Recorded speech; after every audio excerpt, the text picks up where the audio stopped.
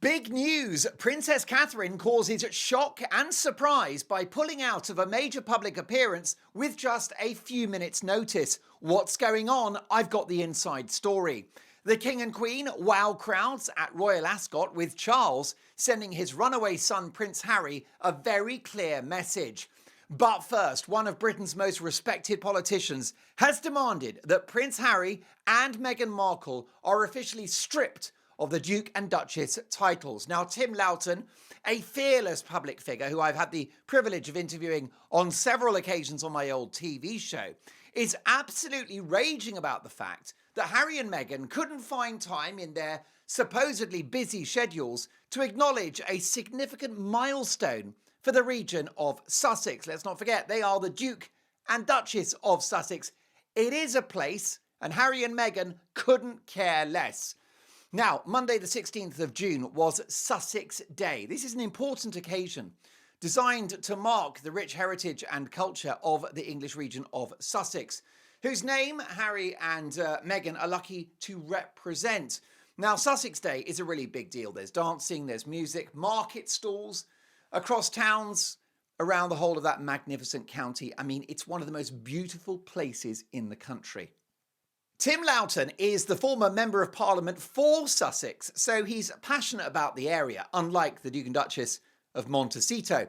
He told the Daily Mail newspaper yet again the interest of the Duke and Duchess of Sussex in the county from which they continue to use their title has been underwhelmed, to say the least. He said, "It is time we had a Duke and Duchess of Sussex who had a genuine interest in our county, and wishing Sussex residents a happy Sussex Day is hardly a tall order." Of course, this guy, Tim Lton, is absolutely right. Give this guy a knighthood, Sir Tim Lton, standing up to the Sussexes. They've got time to acknowledge Sussex Day. Harry's left his charity. Sentibale is a smoking ruin of a charity, mired in controversy around corruption, all on his watch, and allegations of bullying in regard to Harry himself. Allegations, of course, which he denies, because I don't want to wind up in court facing Prince Harry, the world's least happy millionaire and the most litigious man in the country. So he's got time. There's no job. Harry's got no job. So he could easily find his way to the internet and wish the people of Sussex all the very best on Sussex Day. And Meghan hasn't got a job either. Don't be fooled by the podcasts and all the hyperbole. Meghan hasn't sold any of her jam or toxic hallucinogenic flour sprinkles. People aren't supposed to eat flowers. She's not sold any of her stuff, the rubbish that she's flogging, for 3 months. It's all a sham. But Meghan has got time to go on a podcast for an hour and a half and talk about her life. We did a deep dive about that on the previous show. She's got time to do inappropriate twerk dancing whilst expecting a baby. She's got time to go to Disneyland. They got time for everything except the wonderful region that they represent as Duke and Duchess of Sussex. Tim Lton has added, they rarely visited Sussex even before they abandoned the UK for California. And he said, and on our county day, they have again shown no interest in Sussex whatsoever. They're not interested. They're only interested in themselves. And if there's a place that they care about, it is Montecito, which is a middle-class bubble. It's not even middle class. It's an elite bubble in California. It makes Beverly Hills look poverty-stricken. Okay? It really does. It makes Rodeo Drive look like a slum. That's how posh and upmarket Montecito is. I mean, their neighbours are Oprah Winfrey and Gwyneth Paltrow, for goodness sake. So they don't live in the real world, but they much prefer Montecito to ordinary old Sussex. And by the way, I've got the stats. Can I tell you that Harry and Meghan have only visited Sussex once since 2018. They've been there once for 6 hours because that is their contempt for the place. And so he's absolutely right about that. The reason, of course, why they've hung on to the titles is it's all about Meghan, because Meghan craves the pedigree, the class, and the money that those titles bring. Because she's got no pedigree whatsoever. She's dragged her way up from nothing. Fair play. She's, what Meghan wants, Meghan gets. But she doesn't have the breeding. She hasn't got the pedigree. But those titles do. And so she loves it. There are several million reasons why she will cling on to the Sussex title with her bare fingers. So can those titles be taken away? The Mark Dolan show has done a lot of research on this. So let me give you the intel. Prince Harry, by the way, what's going on with Princess Catherine? I've got the inside story in just a second. Plus, my neighbour's cat, Reg, is back. Prince Harry, now his full name is Prince Henry Charles Albert David of Wales. He is a prince by birth, the son of King Charles. And Meghan Markle became Her Royal Highness, the Duchess of Sussex, on marriage in 2018. Now, the HRH style, His and Her Royal Highness, is royal. The Duchess of Sussex is a peerage given by the monarch, a peerage title given by the monarch. So they're quite different things. So how could they be stripped of the titles? Is Tim Lton, my good friend, onto something? Well, here we go. Duke and Duchess of Sussex, as I said, a hereditary peerage title granted by Queen Elizabeth II in 2018. It can only be removed by an act of Parliament. Well, so be it. So be it. Let's put this through Parliament, because actually it's a democratic matter. Because what Harry and Meghan have tried to do is dismantle the institutions of this great country, the United Kingdom. And therefore, they should be punished with the removal of this title because they have damaged Britain. So if the British Parliament can't defend itself against damage to its own best interests, what's it for? Because I'll be honest with you, there's a lot of laws and legislation that goes through the House of Commons and Parliament that's completely useless. I mean, Britain is a great country. I love it. But I mean, we're not exactly in a winning mood at the moment. You know, the country's in decline. So Parliament could step up and do something useful to boost the country, which is to strip this couple of their titles with an act of Parliament. And do you know what's so great about that? Is that King Charles will actually have to announce it in the King's speech. So he'll be there and he said, one's government is going to strip Harry and Meghan of their Sussex titles. And it's going to be law. And he'll have a little glint in his eye and a nod and a wink. By the way, how spectacular would this be? What if we waited a few years for the coronation of King William, and it's King William's first act as monarch is to get into Parliament and to decree that Harry and Meghan are just ordinary Harry and Megs. H, my husband and I. Wouldn't that be a beautiful thing? So anyway, it can be an act of Parliament. So I don't see why we shouldn't do that. Maybe I should get elected to high office myself and then I can push it through in the House of Commons as a member of Parliament. I would be tempted to go into politics just to straighten these two out and put them in their place and restore justice. Because when Meghan uses the Duchess and Duke titles, when Meghan calls herself Duchess of Sussex, I'm offended by that because those titles are venerated British titles and she has vandalised them. So there is precedent for removal of Duke and Duchess by an act of Parliament. A similar process happened in 1917 via the Titles Deprivation Act, when German-affiliated royals were stripped of their titles during World War I. Well, I mean, Harry and Meghan, they're in a way serving foreign powers, aren't they? I mean, anybody that hurts your native land is serving your adversaries, aren't they?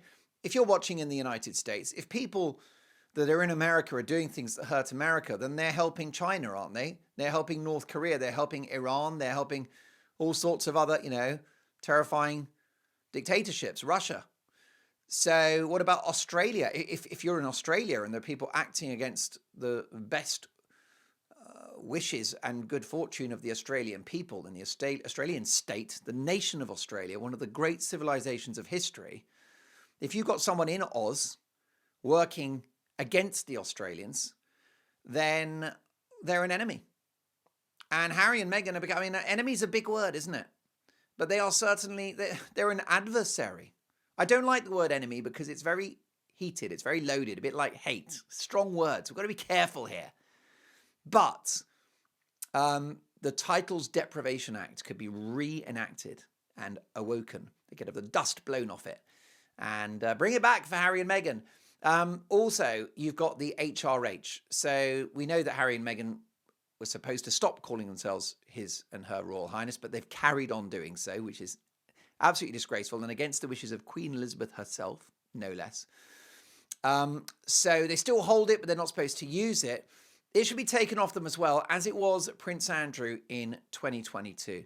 Because quite frankly, Prince Harry is now becoming, he's a worse royal than Prince Andrew. He's worse now. Is that a mic drop? Harry's worse now. He's actually, Harry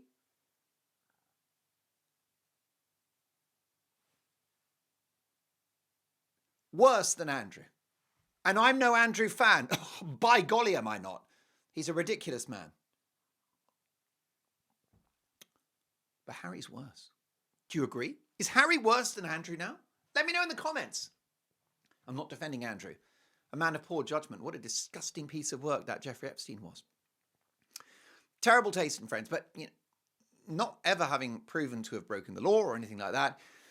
I'll do a deep dive on Prince Andrew. I'm working on a Prince Andrew special for you, so I've got some interesting information about Randy Andy, and it's coming. But is Andrew now worse than Harry? Of course he is. And Andrew's not HRH, he's had it taken off him. And the HRH style is a royal honorific, it's called. It's not a legal title like Duke or Prince. It signifies active membership in the royal family and is used in official public roles and correspondences. So how could they lose HRH? It's more complicated. It would require the monarch's personal authority. So the sovereign, whether it's King Charles or potentially King William, in the future, hopefully many decades from now, when he becomes king, King William could remove the HRH style by issuing a letters patent, a formal legal instrument under the royal prerogative. King George V restricted HRH status in 1917. Only children and grandchildren of the monarch could use it. So he already tightened it up. And Queen Elizabeth took it off Diana. So she lost to HRH. So we have historical precedent for that. Very easy to get rid of the HRH. And not that difficult to get rid of the Sussex titles. In the comments, what do you think? Are there any of you that think that Harry and Meghan should remain the Duke and Duchess of Sussex? I'd love to know what you think. Let me know. By the way, so if they were stripped of the title, we've done a lot of work on this. That's why I'm sweating. If they were stripped of the titles of Duke and Duchess of Sussex, what would happen? What would they be called? Well, let me answer that. Harry would still be Prince Harry because Prince is a birth title. You can't remove someone's royal blood. So he's always Prince Harry, okay? Even if he just gives it all up and goes and works at Wendy Burger, okay? It doesn't matter. He'll always be Prince Harry on the broiler at Wendy's, which, by the way, is his dream job because Meghan's lazy and admitted that she gets takeouts. Apparently, Wendy is Harry's favourite. He loves the Wendy Burger. He likes the Baconator and he likes the Big Dave patty, which I don't blame him. Because, and especially the double patty. Harry's a big boy. So the bottom line is that whatever Harry does, he'll always be Prince Harry. Meghan, this is actually brilliant. Meghan would not become Princess Meghan. This is why we've got to do it. We've got to do it, folks. We've got to do this. Because she wouldn't be Duchess of Sussex anymore, but she wouldn't be Princess Meghan. Because she'd be quite happy with that. She'd be quite happy to lose Duchess of Sussex and be Princess Meghan. Hi, I'm Princess Meghan. Pretty.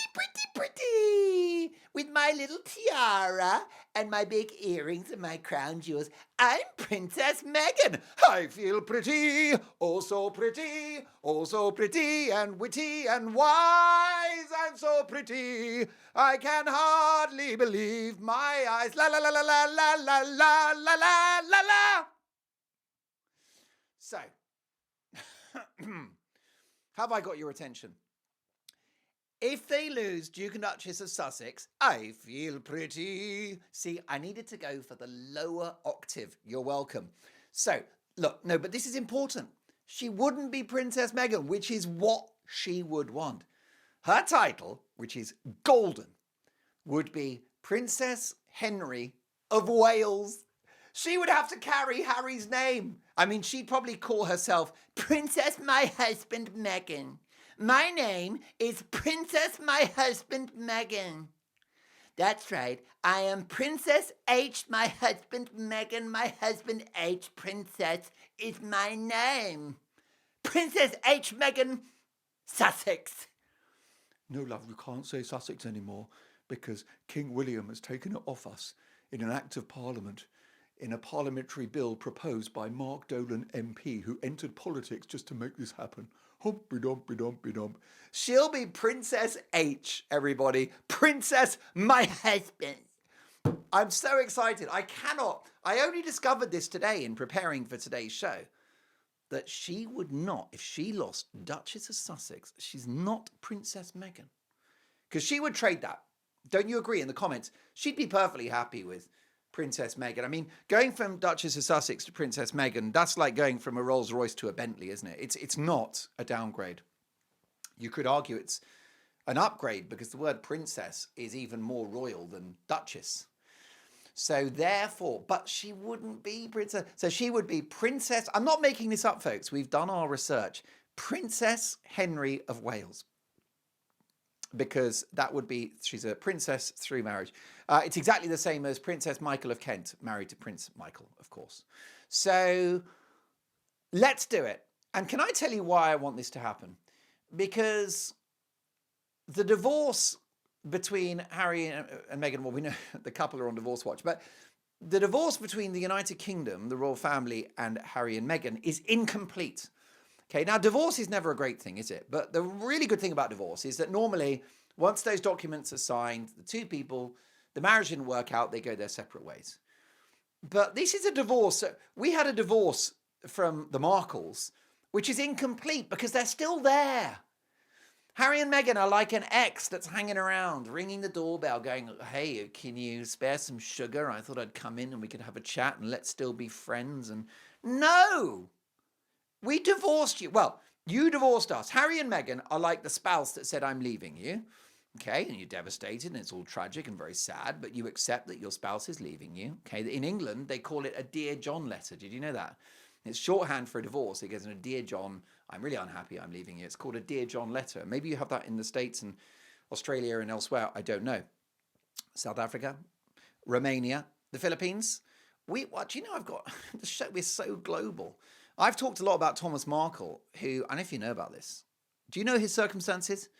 Thomas Markle, who gave Meghan Markle life and introduced her to the world of Hollywood and spent $500,000 on her education, now lives in a high-rise in the Philippines, in the Philippines, in a high-rise that overlooks a 7-lane highway.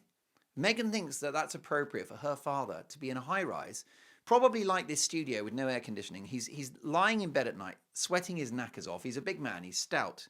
He's got a significant frame. He's a unit, isn't he? Old Thomas Markle. He's a big bear of a man. I'd love to give him a hug. We must get him on the show. I've talked about very special guests that we will eventually get on the show because I don't want any old rubbish. Thomas Markle, wouldn't that be something? And you know what I'd do? I'd get you in the comments to give me the questions for Thomas. But he's there in a high-rise, sweating his knackers off in a boiling hot high-rise, overlooking a 7-lane highway populated by environmentally unfriendly Philippine cars.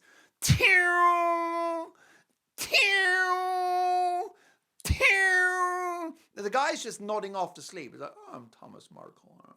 Oh, I haven't seen Meghan for ages. He's just like, he's halfway through sort of season 2 of Suits for the millionth time, watching his daughter. He only gets to see his daughter by watching reruns of her terrible TV show. And he's like, just watching her pretending to be a lawyer on TV, and he falls asleep. I'm falling asleep now. Thomas Markle falling asleep. And then suddenly, what was that? And he's like, oh, it's an environmentally unfriendly Philippine car going past on the freeway very quickly. So, we need a divorce from Harry and Meghan, and the perfect way to do that is to strip them of HRH. I want that done. And I also want the Duke and Duchess of Sussex going as well. And Meghan can be Princess Harry, and I will be laughing for the rest of my life. So, folks, that is absolutely critical and beautiful and wonderful. I've got some more big news for you, and this is massive. We need to talk about this. And it is about lovely Princess Katherine. So, Katherine, in shock news, has pulled out of attending day 2 of Royal Ascot with just a few minutes' notice as she continues to balance her return to public life post-cancer treatment. So, Kensington Palace had initially listed her in the official carriage procession alongside Prince William, but she withdrew just minutes before the event with no on the record comment from the palace. So it was shocking. It takes a lot to surprise me. because the royals are incredibly elegant in how they communicate with the public and with the press. They just do it so well. And therefore, it was very unusual, very surprising to get this 11th hour news that Harry and Meghan, obsessed with Harry and Meghan. I will blame the heat in this studio. Surprising that Katherine wasn't going to be there. And with minutes to go. But can I tell you something? That is because of two reasons. Katherine is a human being. And there are days when we wake up and we don't feel that good, actually. And life is short. And if you wake up in the morning and you feel under the weather, you might be tired. You might have a headache. You may have some kind of other ailment. We don't know. You don't know, do we? We don't know what other people are going through. And Katherine is so dignified that she'd never let on if she wasn't well. But she didn't feel up to it. Why should she be obliged to go if she didn't feel up for it? And I've got a context for this. The United Kingdom is very hot at the moment. It's a heat wave. We're boiling here. So I don't think it's appropriate for someone that's recovering from cancer, and mercifully she's in remission, but you know what cancer is like. It's a nasty illness, and you really, yes, you're in remission, but you keep an eye on it. You still get you get more tests. Post-remission, you still get more tests than someone that hadn't had cancer because they have to make sure it doesn't come back. So there's no way that Katherine should risk her health, given that she's recovered from cancer. There's so much at stake. She's got a husband. She's got 3 beautiful children. And she's got another big responsibility, which is that she's got to be our next queen. And she's going to be potentially the greatest queen ever. So we've got to look after her. A royal source said she's very disappointed not to attend, but has to find the right balance between her health and duties. Reuters, the news agency, confirmed that she's focusing on maintaining a balanced schedule whilst gradually resuming her public duties following the preventative chemotherapy course last year for an undisclosed cancer. So this is the right thing to do. And it's going to be tough for William, of course, because he's there on his own. But he would want this. He's going to be on the phone to Katherine and she's going to say, darling, I don't feel well. It's very hot today. And I just want to make sure that this recovery is sustained. What's he going to say? He's going to say, my darling, you absolutely stay home and you relax. Maybe you could play chess with Prince Andrew or something. I don't know what he likes to do, Andrew. He's a very easily entertained man, I've got to say. Probably likes Monopoly or something. Because he's bought and sold a few houses over the years, hasn't he, Prince Andrew? At a loss, because the royals are hopeless with money. Anyhow. But she's done the right thing. And I am so glad, because let's not forget the journey she's been on. She underwent abdominal surgery in January of last year. That's not that long ago. That's a year and a half. That's not long ago. Abdominal surgery a year and a half ago. Chemo in late February 2024. Completed her chemo in September of last year. That's less than a year. And she announced that she was in remission in January of this year, a story we broke on the Mark Dolan show. So it's the right thing to do. Health is wealth, is what they say. And can I say another thing? That clearly I think she's exhausted. I also think that physically, it's such a toll on the body. The chemo is devastating for the body. And I would say that she's emotionally exhausted too, because that's just going to be draining, going through that illness, that mental and physical battle, all the worry, all the anxiety. This stunning young woman had to consider and countenance the idea that she might not stay on the planet and watch her children grow up and walk them down the aisle, attend their weddings, watch them graduate from university, all of that stuff. Those rites of passage, that she wouldn't enter old age with her stunning husband, Prince William. So she's done the right thing. It's a massive story. There will be people out there criticizing Katherine for this. Well, they can do one. They can take a hike, as the Americans say.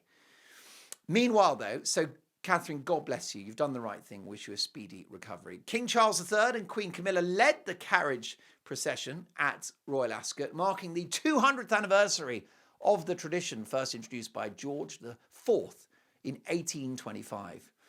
In a foreword to the official race card, they remarked, having experienced the thrill of victory at Royal Ascot ourselves in 2023, we can only wish all of those competing this week the very best of luck and that everyone watching has a most enjoyable 5 days. So it's a wonderful thing. They come in these carriages. They go every day. Charles goes every day. And the crowd welcome the king with 3 cheers as they enter on a daily occasion. Charles wore a grey suit, powder blue waistcoat, baby pink tie. Very nice. I was going to wear a pink tie today, found a massive stain on it. There's no way I'm wearing a tie on this show for my growing army of viewers and listeners that's got a tie with a stain on it. I'm not going to wear stained clothing for you. Only the best will do. So anyhow, Charles wore grey suit. He looked fantastic. Black top hat. And he took the hat off and dipped it to the crowd. Queen Camilla, such a stunning woman, wore a light grey coat dress, which, by the way, she'll be sweating in today, I can't lie, with a matching hat featuring feather details. She looked just brilliant. Royal Ascot, by the way, every June in Berkshire, which is another lovely county, nearly as nice as Sussex, which Harry and Meghan have ignored for the last 7 years. Ascot Racecourse, 6 miles from Windsor Castle. The event dates back to 1711, founded by Queen Anne, who said it looked perfect for horses to gallop at full stretch. Isn't that the great thing, right? When you were queen or king in 1711, you could just look at some land and go, let's have a race course there, over there, and let's put a road over there, and let's have a tunnel here, let's have a mansion over there. Those were the days when monarchs could just decree a construction project. We weren't worse off then, were we? Let's be honest. Ascot, highlight of the British social season, top hats, tailcoats, feathered hat, champagne before noon. Where do you stand, folks, on champagne before noon? I mean, it's completely outrageous, but at Ascot, it's the done thing. And I'm lucky enough to have been with my lovely parents over the years, and it's the most fabulous day out if ever you get a chance to do Royal Ascot. It's actually open to the public. You just need to get in early, get your tickets for next year. A beautiful thing. In fact, maybe I should do an episode of the Mark Dolan Show from Royal Ascot next year. Don't forget the Mark Dolan Show is on the road. We're coming to the United States at the end of this month, at the end of June, for 3 weeks across the country with daily videos, including at least 2 videos from Montecito in California. Montecito, I feel pretty, oh so pretty. So that's exciting. Royal Ascot is a gorgeous, gorgeous thing. And well done for Charles and Camilla going, and well done, Katherine, for sitting this one out. She's a smart, smart girl. Before we go, I'm very excited. I've got so much material for tomorrow's show already. 4:45 p.m. UK time, 8:45 a.m. on the west coast of the United States, 11:45 a.m. on the east coast. Don't go anywhere because Reg is coming. By the way, 1 or 2 technical issues, which means that we've been posting a little later here and there. We're ironing out our technical issues here in the studio. So sometimes the videos pop up a couple of minutes late or even a few more minutes late, but always in that ballpark of 4:45 p.m. Eventually, when it's streamlined, it'll be, you could set your watch to it, folks. But yeah, we're transitioning with, not in that way, careful. Although I do have the body for it. No, what we're doing is we are, new technology. We are boosting the show. By the way, we're looking for sponsors too, and we are, big news on that to come with any luck. And by the way, there's only one reason why we're talking to sponsors, and that's because of you, because of your incredible support, your comments, watching the show, letting me know what you love, letting me know what you don't love. This is a community, it's a relationship, it's you and me, and it is growing. And there wouldn't be any talk of sponsors if it wasn't for you, so thank you. But yes, so there you go. So I can't wait for tomorrow's video already. Before I go, if you're new to the show, there's a cat that visits us. He's called Reg. It's not our cat. It's a neighbour's cat, but I think he goes to about 9 households and eats meals in every household. And he's very friendly and very affectionate. He's not ours, and he's been away for a while, but Reg is back. Enjoy, Reg, and I'll see you for tomorrow's video. Bye for now. It's a big moment, folks. This guy is back. Now, as you'll be aware, Reg is not my cat. He's my neighbour's cat, so I have no control over when he comes. And it's rather hot at the moment because it's the summer, so I think he's sweating, evaporating in that lovely fur of his. And perhaps he's been in a shaded place in his own home, but he's back. And Reg, I just want to tell you that you've got a growing fan base out there. The media and television revolution that is the Mark Dolan Show is propped up by your crazy popularity. There are thousands and thousands of Reg fans out there. So what I want you to do is just have a think about your responsibilities. Reg, I'm afraid I'm talking to you. It's quite important. This is actually the AGM, the annual general meeting of the Mark Dolan Show. And what you need to do is have a think about the fact that there are many people out there who are looking for daily reg updates. Okay, so you can't just disappear for 2 weeks. I know you're busy catching mice, chasing pigeons and other wildlife, which are becoming endangered because you're very efficient. But they want more of you. So this is just my honest plea to come a little more often and say hi to my viewers and listeners of the Mark Dolan Show. And then you, me, and they can change the world together. Are you in? Cameraman John, give me a little close-up of Reg before we go. I think he's off ski. You ready?